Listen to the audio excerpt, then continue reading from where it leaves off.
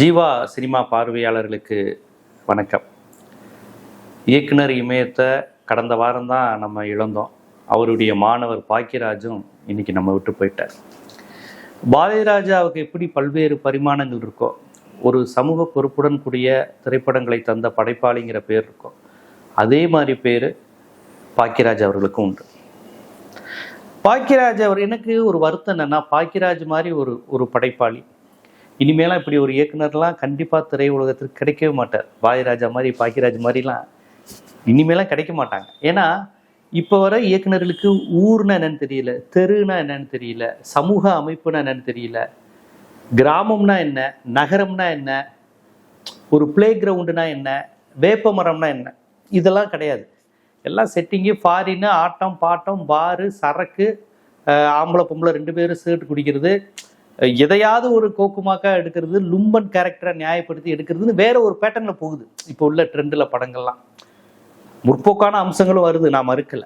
இருந்தாலும் ஒரு ஒரு படைப்புனா சங்க இலக்கிய காலத்திலிருந்து என்ன திணை, சாயங்காலமா, குறிஞ்சி திணையா, முல்லையா, மருதமா, இடம், பொருள், இது எல்லாமே உண்டு. ஒரு பாடல் எடுத்தீங்கன்னா அந்த பாடல் சாயங்காலமா, நைட்டா, காலையிலையா, அதுக்கு தகுந்த மாதிரி வரி எழுதுவாங்க, அதுக்கு தகுந்த மாதிரி காட்சி அமைப்பு இருக்கும், அதுக்கு தகுந்த மாதிரியான சீன்ஸ் இருக்கும், அதுக்கு தகுந்த மாதிரி செடி இருக்கும். இந்த செடி ஈவினிங் தான் இருக்கும். இதெல்லாம் சங்க இலக்கிய காலத்து, சங்க இலக்கியமே ஒரு மிகப்பெரிய தமிழ் சினிமாவுக்கு ஒரு முன்னோடி. சங்க இலக்கியத்தை படித்தவனுடைய கவித்துவம் வேற மாதிரி இருக்கும், படைப்பு வேற மாதிரி இருக்கும். பாரதிராஜாட்ட அந்த பண்பு வெளிப்படும், பாக்கியராஜ்கிட்ட அது வெளிப்படும், கண்ணதாசன் பாடல் வரிகள் அந்த சங்க இலக்கிய தன்மை வெளிப்படும், வைரமுத்துட்ட வெளிப்படும். அப்ப இந்த தன்மையில் படத்தை எடுத்தவர்கள், மண்ணுக்கான படம், அந்த ஊருக்கான படங்கள். இப்ப அப்படி இல்லையே. படம் எந்த ஊர்ல நடக்குதுன்னு நம்ம தெரிஞ்சுக்க வேண்டிய அவசியம் இல்லையே. ஏதோ ஒரு கதை ஓடுது, 4 ரூம்குள்ளதான் கதை, ஐடி பார்க்ல தான் கதைங்கிற மாதிரி போகுது. அப்ப பாக்கியராஜ் பாரியான ஒரு படைப்பாளிகள் எவ்வளவு பெரிய இழப்பு தமிழ் சினிமாவுக்கு. அவருடைய படங்கள் பேசின விஷயங்கள், ஒரு மரம் கதை பேசுங்க, ஒரு கழுதைய கதாபாத்திரம் ஆக்கியிருப்பாருங்க பாக்கியராஜ். இந்த இன்று போய் நாளைவால கழுதைக்கு ஒரு கேரக்டர் உண்டுங்க. அந்த பொண்ணோட ராதியாவை கரெக்ட் பண்றதுக்காண்டி ஒரு கழுதை வியாபாரியை கரெக்ட் பண்ணி கழுதையை பிடிச்சிட்டு வருவாரு. அது பெரிய விஷயம். அதான் இன்டர்வல் சீன் நினைக்கிறேன். அந்த பொண்ணை கரெக்ட் பண்றதுக்காண்டி ஒருத்தன் இந்தி மாஸ்டர்கிட்ட அடி வாங்கிட்டு இருப்பான், ஒருத்தன் குஸ்தி மாஸ்டர்கிட்ட அடி வாங்கிட்டு இருப்பான். பாக்கியராஜ் கழுதையை பிடிச்சிட்டு வருவார், இன்டர்வல்னு விடுவாங்க.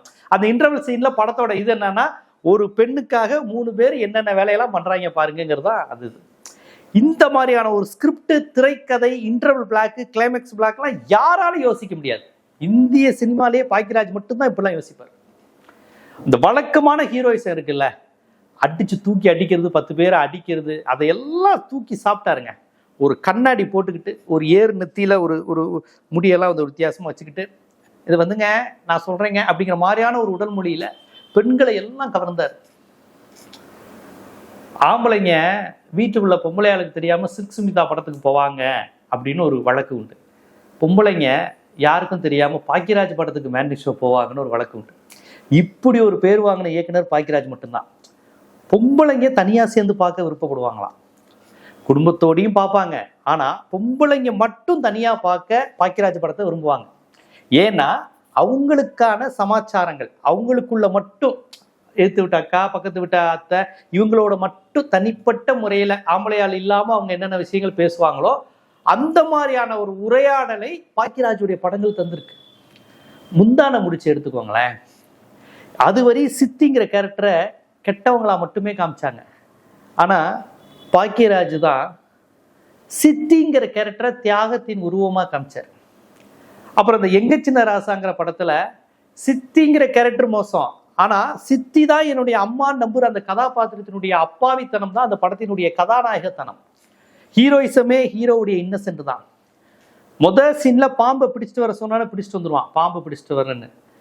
கடைசி சீன்ல ஆத்தா வந்து விஷம் குடிக்க சொல்றேன்னு குடிச்சிருவான். அத்தா விஷம் குடிச்சிட்டே, அத்தா இப்ப கூட சொல்றேன் தான், அதுல விஷம் இருக்காது தான் நான் நம்புறேன் அப்படின்னு சொல்றப்ப நம்ம பாக்குற நம்மளாம் அழுதுருவோம். இவ்வளவு இப்படி ஒரு தாய் பாசத்துல இருக்கேடியான்னு. அந்த தாய் பாசத்துல அந்த கொடூர சித்தி மனசு மாறிடுவாங்க. ஐயா சின்ராசு, இவ்வளவு கொடூரமானவளா நான் இருந்திருக்கேனடா, நீ இவ்வளவு நல்லவனா இருக்கேன். இந்த மாதிரியான சைக்காலஜிக்கல் மனநிலை மாற்றங்கள், கெட்டவனை நல்லவனா மாத்துறது, இந்த மாதிரியான காட்சிகள், கடைசியில கிளைமேக்ஸ்ல பரவாயில்லன்னு கொண்டு போறது, அதாவது நம்ம எதிர்பாராத கிளைமேக்ஸு, இப்படித்தான் முடியும்னு நினைக்கிறப்ப வேற மாதிரி முடிச்சிருவாரு. அப்புறம் மன்னிக்கிறது, பெருந்தன்மையா இருக்கிறது, இந்த மாதிரியான காட்சிகள்லாம் ரொம்ப அற்புதமா இருக்கும். விஜயகாந்தை வச்சு சொக்கத்தங்கன்னு ஒரு படம் எடுத்தாருங்க பாக்கியராஜ். அதுல செத்து போயிடுவார் ஒருத்தர். விஜயகாந்த் அவருக்கு பணம் கொடுத்துருப்பாரு. அப்போ விஜயகாந்த் செட்டியார் இருந்தால் இதற்கு ஏதோ பணம் கொடுத்துருந்தாரு, தவறிட்டாருன்னு சொல்லும்போது அவங்க பையன்லாம் செய்யா ஆள் எந்திரிச்சு வர மாட்டாருங்கிறதுக்காண்டி, செத்து போயிட்டாருங்கிறதுக்காண்டி, செத்து போன வீட்டில் கடன் கேட்குறிய நீலாம் மனுஷனான்னு விஜயகாந்த் திட்டுவாங்க. ஏன்னா விஜயகாந்த் எந்த பத்திரமும் இல்லாமல் நம்பிக்கை நடிப்பில் கொடுத்துருப்பாரு, செத்துருவார். அப்போ விஜயகாந்த் பணம் கொடுத்துருக்காரு அப்படிங்கிறத நம்ப வைக்கணும், வேற யாராவது சொல்ல வைக்கணும். அப்போ பாக்கியராஜ் யோசித்த காட்சி தெரியுமா? 3 குழந்தைங்க வரும், மாமா தாத்தா உங்களை பற்றி சொல்லுச்சு, நல்ல டைலாக் கேளுங்க, நீங்கள் எங்களுக்கு சாமியா, நீங்கள் கடவுள் மாதிரியா, எப்பவும் உங்களை நாங்கள் மறக்கக்கூடாதுன்னு செத்து போன தாத்தா எங்களுக்கு சொல்லிச்சு மாமா, நீங்கள் தான் எங்களுக்கு சாமியா அப்படின்னு பேசுங்க. அவ்வளோதான் டைலாக். பணம் கொடுத்தாரா இல்லையா அந்த வார்த்தையே வராது. அவன் பணம் கொடுத்துருக்கான், அதனால அந்த பேத்திகள்கிட்ட அவர் சொல்லியிருக்காரு, இவன் கடவுள்ரா, குறிப்பிட்ட நேரத்தில் நமக்கு சாமி கொடுத்துருக்க கடவுள் மாதிரி விஜயகாந்த் அப்படின்னு அந்த தாத்தா சொல்லிட்டு செத்து போயிருக்காரு. அந்த டைலாக்கை பணம் கொடுத்தாரு கொடுக்கலைங்கிற வார்த்தையே வராம நீங்க எங்களுக்கு சாமியா அப்படின்னு சொல்ற டைலாக்கோட அந்த சீன் முடியும். விஜயகாந்த் அதுக்கப்புறம் பணம் வேணும்னு கூட கேட்க மாட்டாரு, இப்படி வச்சுட்டு அந்த குழந்தைகளை பார்ப்பாரு, இந்த குழந்தைங்களுக்கு இருக்கிறது உங்களுக்கு பெரிய மனுஷங்கிட்ட இல்லையான்னு ஒரு சைகை மட்டும் தான் காமிப்பாரு, டைலாக்கே இல்லை. அதுதான் பாக்கியராஜ். அது வரையும் அவனை திட்டினா அவங்களாம் தலை குனிஞ்சு நிற்பாங்க. அந்த சீன் அதோட முடிஞ்சிச்சு சார். அதுக்கப்புறம் விஜயகாந்த் பணம் வாங்கினாரான்னு கூட காமிக்க மாட்டாங்க. ஒரு மனித உணர்வுகளை எப்படி காமிக்குது பாருங்க. ஒரு மனிதன் வெக்கப்படுற சீன் இருக்கு, துரோகம் செய்யற காட்சி இருக்கு, துரோகம் செஞ்சு வெக்கப்படுற சீன் இருக்கு, தியாகம், விட்டு கொடுக்கறது, பெருந்தன்மை, எல்லா உணர்வுகளையும் ஒரு காட்சியில கொண்டு வந்திருப்பார் சார் சொக்கத்தங்க படத்துல. இந்த மாதிரி பாக்கியராஜுடைய படங்கள் சொல்லிக்கிட்டே போலாம், என்ன மாதிரியான விஷயங்கள். ஏன் நம்பியார் மாதிரி ஒரு கொடூர வில்லன் ஒரு 8 வருஷத்துக்கு முன்னாடி உலகம் சுற்று வாலிபன்ல இப்படி இருப்பாரு நம்பியார், ஒரு சின்ன ட்ரெஸ் போட்டுட்டு கொடூரமா மூஞ்சிய. அப்பேற்பட்ட கொடூர நம்பியார தூரல் நின்று போச்சுல ஒரு கொடூர ஒரு ஜாலியான ஒரு கேரக்டர், ஆட்டுப்பால் திருடி குடிக்கிற மாதிரி காமிச்சிருப்பாரு. அதனால நம்பியார் அப்படி யாருமே எதிர்பார்த்திருக்க முடியாது. அதுவும் அந்த படங்கள்ல பாருங்களேன், ஒரு கதாநாயகன் வருவாரு, கதாநாயகனோட கூட வரவன் கலரா இருக்கிறான், சிவப்பா இருக்கிறான், அழகா இருக்கிறான், படிச்சவனா இருக்கான், அறிவாளியா இருக்கான், இப்படிலாம் காமிப்பாரு. பாக்கியராஜ் படத்துல பாக்கியராஜ் கதாநாயகனை விட கூட இருக்கிறவன் சிவப்பா இருப்பான், அழகா இருப்பான், பணக்காரனா இருப்பான். அப்போ பாக்கியராஜுடைய கேரக்டர் பார்த்துரும், நம்மளை விட அந்த பொண்ணு இவனை பார்த்துருமோ. இதெல்லாம் சராசரி மனித மனங்களுக்கான இயல்பு. எல்லாரும் ரஜினிகாந்தாவும் கமலஹாசனாவும் இருக்க மாட்டாங்க. உலகத்துல எல்லாரும் ஒரு துணை கதாபாத்திரம் சைட்ல வர்றது 10ஓட 11 இந்த மாதிரி நபர்கள் தானே அதிகம். பாக்கியராஜ் அந்த மனங்களை பிடித்தார். இவ்வளவு பெரிய சோடாபுட்டி போட்டு ஒரு ஹீரோ, ஒரு பயந்த சுவாபம், சண்டை போட தெரியாது, இந்த மாதிரியான கேரக்டர்லாம், இந்த மாதிரியான ஒரு கேரக்டரா ஒரு கதாநாயகனை உருவாக்குறது இருக்குல்ல, பெரிய விஷயம், ரொம்ப பெரிய விஷயம். அதை இவர் செஞ்சார், பாக்கியராஜ் செஞ்சாரு, துணிஞ்சு செஞ்சாரு அப்படின்னு தான் நான் அதை பதிவு செய்கிறேன். பெரிய விஷயங்க. பாக்கியராஜ் மாதிரி மனிதர்கள்லாம் இனிமேல் கிடைக்க மாட்டாங்க. ஒவ்வொரு படத்தை பற்றியும் பேசலாம். அந்த ஆரிராரோலாம் இதுவரையும் ஹீரோயிசத்தையே உடைச்ச படம். பானுப்பிரியாவை யாரோ ஒருத்தர் ரேப் பண்ணிட்டு போயிடுவாரு, அந்த ரேப் பண்ணிட்டு போன அந்த குழந்தைக்கு அப்பாவா பாக்கியராஜ் வந்துடுவார். இதுல என்ன இருக்கு, அந்த பொண்ணை எவனோ ஒருத்தர் ஏமாத்திட்டான், அதுக்கு அந்த பொண்ணு பலியாகாதுன்னுட்டு அவன் இருப்பான், அந்த கெட்டவன் இருப்பான். இருந்தாலும் இவர் பானுப்பிரியாவை கல்யாணம் பண்ற மாதிரியான காட்சிகள் ரொம்ப நல்ல படம். அது பெரிய லெவலில் ஹிட் ஆகல. அந்த பாட்டு அருமையா இருக்கும், ஏன் கண்ணுக்கு ஒரு நீலவா உன்னை படைச்சா, அந்த பாட்டு ரொம்ப அருமையான பாட்டு. அப்புறம் இது நம்ம ஆளு, ஒரு பார்ப்பன குடும்பம், ஒரு நாவிதர் சாதி, அந்த ஏற்றத்தாழ்வு, இதெல்லாம் ரொம்ப அழகா காமிச்சிருப்பாரு. ஆனா கடைசியில ஏதோ பிராமணர் என்பவர் சாதிக்கு அப்பாற்பட்டவர்கள் மாதிரி டைலாக் வச்சுதான் முடிச்சிருப்பாங்க. எழுதுனதே பார்ப்பன பாலகுமாரன் தான். இருந்தாலும் வேற வழி இல்லை, பிராமணர்களை புகழ்ந்துதான் படத்தை முடிக்க முடியும், இல்லாட்டி சென்சார் போட்டு விடுவாங்களா பார்ப்பனர்கள். இருந்தாலும் ஒரு ஒடுக்கப்பட்ட சாதி, ஒரு அக்ரஹாரம், அதை எப்படி அணுகணும் அப்படின்னு அந்த காலத்துல எடுத்ததே பெரிய விஷயம் இல்லையா. படத்துக்கு பேரை பார்த்தீங்களா, இது நம்ம ஆளு, ஜாதி வித்தியாசம் கிடையாது, எல்லாம் நம்ம ஆளுங்க. கடைசியில் அந்த முடிவெற்ற நாவிதர் கீழே உட்காருவார், மேலே ஏறி உட்காருங்க, சரிசமமா உட்காருங்க, இது நம்ம ஆளு அப்படின்னு அந்த குமரிமுத்து சிரிப்போடு அந்த படம் முடியும். அப்ப இயல்பாகவே ஒரு படைப்பாளிகிட்ட சாதி தப்பானது, வர்க்க பேதம் தப்பானது, மானுட பேதம் பார்க்கக்கூடாது, மனிதர்கள் எல்லாரும் ஒண்ணு, இந்த மனித மனம் உள்ளவன் தான் இலக்கியவாதியா, படைப்பாளியா, எழுத்தாளியா இருக்க முடியும். அப்படிப்பட்டவர்கள் தான் பாரதிராஜாவும் பாக்கியராஜாவும். அது அவர்களுடைய படங்களில் வெளிப்பட்டது. இந்த கூறுகள்லாம் பாக்யராஜை பற்றி அதிகம் பேசப்படலை. வாய்ராஜா பேசப்பட்ட அளவு கூட பாக்யராஜ் பேசப்படல. காரணம், பாக்யராஜ்னாலே முருங்கக்கான்னு சொல்லி போயிட்டாங்க. மேட்ரு முருங்கா, செக்ஸ் மேட்ரா பத்தி பேசுவாரு, இந்த மாதிரியே கொண்டு போயிட்டாங்க. அந்த ஒரு படம் அந்த முந்தானை முடிச்சுல அந்த முருங்கா மேட்ரு வந்தோடனே பாக்யராஜனா அந்த முருங்கா மேட்ரு சமாச்சாரம் செக்ஸை பத்தி பேசுவாரியா, இப்படியே கொண்டு போயிட்டாங்க. எனக்கு தெரிஞ்சு அதெல்லாம் வருத்தம் தான். சமீபத்தில் கூட ஊர்வசியும் பாக்யராஜும் பேசும்போது கூட அந்த முருங்கா மேட்டரை பேசியிருந்தாங்க. எனக்கு வருத்தமா இருந்தது. இத்தனை வருஷம் கழிச்சும் பாக்யராஜுக்கான அடையாளம் முருங்கா தானா? எங்க சின்ன ராசால முதல் இதுல சேரி மக்களுடைய பகுதியில தேர் போகணும், ஒடுக்கப்பட்டவங்களுடைய பகுதியில தேர் போகணும், சாமி வரணும், எங்க பகுதிக்கு சாமி வரணுங்கிறப்ப அந்த சாதி மற்ற சாதிக்காரெல்லாம் எஸ்சி ஏரியாக்குறாங்க இப்படியா வருவோன்னு பாக்யராஜ் பாட்டாதான். உச்சிமலை சாமிக்கு பச்சை மலை சொல்லுதுன்னு எடுடா தம்பி மேலம்னு அந்த மக்கள் வேணும், உள்ள தலித் பகுதியில கோவில் போகணும், சாமி தெரு போகணும்னு பாடினவர் தான். அதை லைட்டா எம்ஜிஆர் படம்லாம் வச்சு காமிச்சிருப்பாரு. இப்ப எங்க யார் தெரியுமா ஆச்சு அப்படின்னு அவர் கொஞ்சம் ஏடிஎம்கே ஃபேவரானவர் எம்ஜிஆருங்கிறனால அதை காமிச்சு தலித் விடுதலையோட பேசியிருப்பாரு. ஸோ இயல்பாகவே உங்களுக்கு பாக்யராஜுக்கு அந்த உணர்வு உண்டு, ஒரு சாதி தப்பு மதம் தப்பு அப்படின்னு. அப்ப இந்த உணர்வுள்ள பாக்யராஜ் அவர்கள் அந்த உணர்வை வெளிப்படுத்துற மாதிரி அழகா இவ்வளவோ திரைப்படங்கள்ல அதை வெளிப்படுத்தியிருக்காரு. காதல் காட்சிகள், சைட் அடிக்கிறது, வேலை இல்லாத வறுமை, நிறைய இப்போ பொம்பளை பிள்ளை வீட்டில் இருந்தால் அந்த அண்ணனுக்கு இருக்கக்கூடிய பிரச்சனை, தங்கச்சிக்கு கல்யாணம் பண்ணி கொடுக்கறதுல இதெல்லாம் எப்படி அணுகணும், அது மாதிரி நிறைய விஷயங்களை பாக்யராஜ் தன்னுடைய படங்களில் சொல்லியிருக்கிறார்.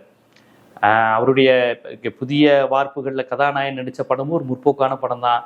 அவர் உதவி இயக்குனராக இருந்த அந்த கிழக்கே போகும் ரயில், எல்லா படங்களும் பாருங்களேன், அதான் தொடக்க காலத்தில் பெரிய அதெல்லாம் முற்போக்கான திரைப்படங்கள் தான். புதிய வார்ப்புகள், கிழக்கே போகும் ரயில், எல்லாத்துலேயும் ஒரு முற்போக்கான கூறுகள் படத்தில் வந்திருக்கும். அதெல்லாம் நம்ம கவனிக்க வேண்டிய விஷயம். பிற்காலத்தில் ராசுகுட்டி அந்த மாதிரி கொஞ்சம் அந்த மைனர் மாதிரியான படங்கள்லாம் பண்ணி ஜெயிச்சுட்டாருன்னு வச்சுக்கோங்களேன். அது சும்மா கிண்டல் அடிக்கிறது இது பண்ணுற மாதிரி இருக்கும். எம்ஜிஆர் மாதிரியே பொண்ணுங்க இவரை விரும்புகிற மாதிரியே கான்செப்ட்லாம் பாக்யராஜ் கொண்டு வந்திருப்பார். ஹீரோக்கள் ஹீரோயினை தேடி போடாமல் பெண்கள் இவரை விரும்பி வர மாதிரி. இவருடைய படங்களில் பார்த்தீங்கன்னா இவருடைய கதாபாத்திரம் வீட்டில் ஒரு குழந்தை இருந்துச்சுன்னா அந்த குழந்தை இவரை ரொம்ப விரும்பும். இவர் சாப்பாடை உட்காருவார், உடனே இவங்க அக்கா சொல்லுவாங்க, டே பாப்பா இந்த மாதிரி பாத்ரூம் போயிடுச்சுடா கழுவி விடுங்குவார். இவர் சாப்பாட்டில் தட்டில் கை வைக்கும் போது. பெரும்பாலும் பெண்களுக்கு தான் இந்த வேலை வரும். சாப்பாட்டில் கை வைக்கும் போது தான் குழந்தைங்க ஏதாவது அசிங்கம் பண்ணிடும், போய் அவங்க துடைக்கிறக்கூடிய சூழல் வரும். அதை இவர் ஏற்றுக்குவார். இவர் பால் டிப்போ எடுத்துட்டு குழந்தை கொடுத்துட்டு இருப்பாரு. தாய் இல்லாத குழந்தையா இருக்கும், இவர் அம்மாவா மாதிரி எனி டைம் குழந்தைக்கு பால் கொடுத்துட்டே இருப்பார். இதெல்லாம் பெண்களுக்கு ரொம்ப பிடிக்கும். ஏன்னா பெரும்பாலான ஆண்கள் அப்படி இருக்க மாட்டாங்க. துடைக்கிறது, கழுவுறது, பிள்ளைய பார்த்துக்கிறது, குளிப்பாட்டுறதுலாம் வேலை அப்படின்ட்டு ஆம்பளை அப்படி மீசை முறுக்கிட்டு போற மாதிரியான ஆட்கள் தானே பார்த்துருப்பாங்க. ஆனா பாக்யராஜ் அவரே குழந்தைக்கு எல்லா வேலையும் பண்ணுவாரு. தாய் இல்லாத குழந்தைக்கு அவரே பால் கொடுப்பாரு, 24 நேரமும் தூங்கம்னா பார்த்துக்குவாரு. இதெல்லாம் பெண்களுக்கு இயல்பாகவே இந்த கதாபாத்திரம் ஈர்த்தது. நீங்க வெறுமனே அந்த முருங்கா மேட்ரு, டபுள் மீனிங், இது சமாச்சாரம், பாக்யராஜ்னா கொஞ்சம் அப்படி இப்படியே நேம் கொண்டு போயிட்டாங்க. அது வல்ல, அவர்கிட்ட ஒரு சாதி ஒழிப்பு, சமத்துவம், பெண்களை ஈர்க்கின்ற அந்த சைக்காலஜி, ஆம்பளத்தனத்தையும் ஹீரோயிசத்தையும் உடைச்ச தன்மை, மாற்றாந்தாயினாலே கொடுமைங்கிற அந்த மரபை உடைத்ததுன்னு பல்வேறு கூறுகள் உடைய ஒரு இயக்குனர் தான் பாக்யராஜ்.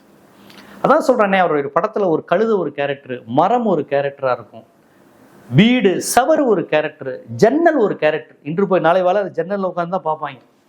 அதெல்லாம் ஒரு கேரக்டர். உண்மையில சினிமாங்க வாழ்க்கைங்கிறது என்னங்க? இப்போ நான் இருக்கிற இந்த ரூம் எனக்கு வாழ்க்கையில் ஒரு முக்கியமான பகுதி. என்னுடைய தெரு, நான் அடிக்கடி போகிற பூங்கா, நான் பார்க்குக்கு வாக்கிங் போறேன்னா அந்த பூங்கா என் வாழ்க்கையில் ஒரு தவிர்க்க முடியாது. அங்க சந்திக்கின்ற நண்பர்கள் எனக்கு ஒரு முக்கியமானவங்க.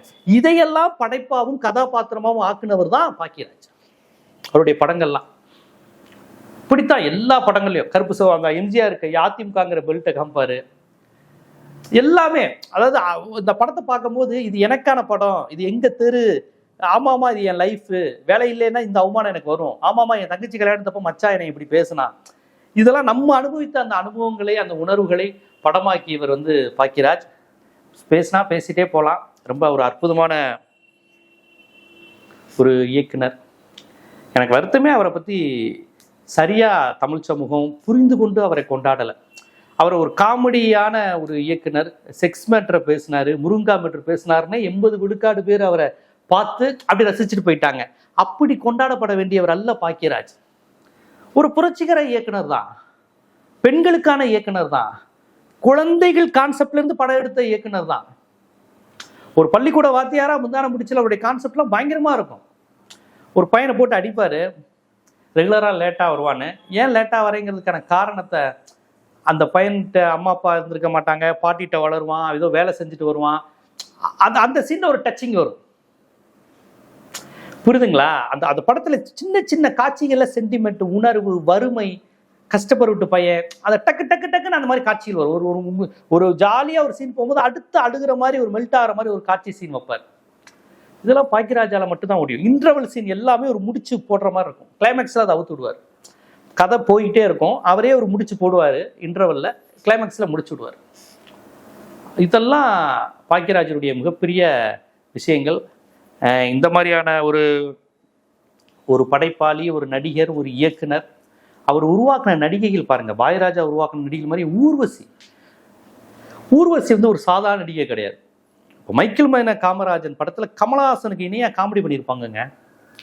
என்ன கல்யாணத்துக்கு அப்புறம் வாங்குறது தானே, அதான் இப்பயே வாங்க ஆரம்பிச்சிட்டோம். யாருக்கு கல்யாணம், நேக்கா நோக்கா, நெக்கு நோக்குமா. அதுல கமலஹாசன் மட்டும் இல்லை, ஊர்வசியை ஸ்கோர் பண்ணியிருப்பாங்க. அப்பேற்பட்ட நடிகைகளை பாக்கியராஜ் வந்து உருவாக்குனாரு. ஊர்வசியை வந்து மெல்ட் ஆக்குனதுல அந்த பாக்கியராஜனுடைய கதாபாத்திரம் வந்து, பாக்கியராஜனுடைய அந்த படைப்பு வந்து ரொம்ப முக்கியமானது.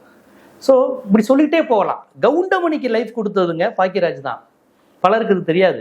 அந்த கிழக்கே போமுறையில் ஏதோ ஒரு படத்தில் வந்து பாக்கியராஜா வேணான்ட்டாராம். பாக்கியராஜா இல்லைங்க, இவர் இருப்பாருங்க, இவர் கரெக்டாக இருப்பார் பாருங்க, கரெக்டாக இருப்பார் பாருங்க அப்படின்னு சொல்லிட்டு கவுண்டமணியை கொண்டு வந்தது வந்து பாக்கியராஜ் தான். பெரிய கவுண்டமணி எவ்வளோ பெரிய ஆளாயிட்டாருன்னு உங்களுக்கு தெரியும். ஸோ அது மாதிரி சிவப்பு ரோஜாக்கள் ஒரு 2-3 சீன் வருவார். அதெல்லாம் இவங்கள மாதிரியான மனிதர்கள் இனி பிறப்பது, இதே மாதிரி படைப்புகள்லாம் இனிமே வருமா தான் பெரிய விஷயம். போற்றப்பட வேண்டிய ஒரு இயக்குனர், படைப்பாளி, மனிதர். அவருக்கு ஜீவா சினிமா ஆழ்ந்த இரங்கலை தெரிவித்துக் கொள்கிறது. அவருடைய படைப்புகள் இருக்கும் வரை அவருடைய நினைவுகள் இருக்கும். அவருக்கு மரணம் இல்லை என்பதை ஜீவா சினிமா தெரிவித்துக் கொள்கிறது. மீண்டும் இது போன்றதொரு நிகழ்ச்சியில் சினிமா குறித்த, சினிமா ஆளுமை குறித்து பல்வேறு கருத்துக்களை பகிர்ந்து கொள்ளும் ஒரு நிகழ்ச்சியில் சந்திப்போம். நன்றி.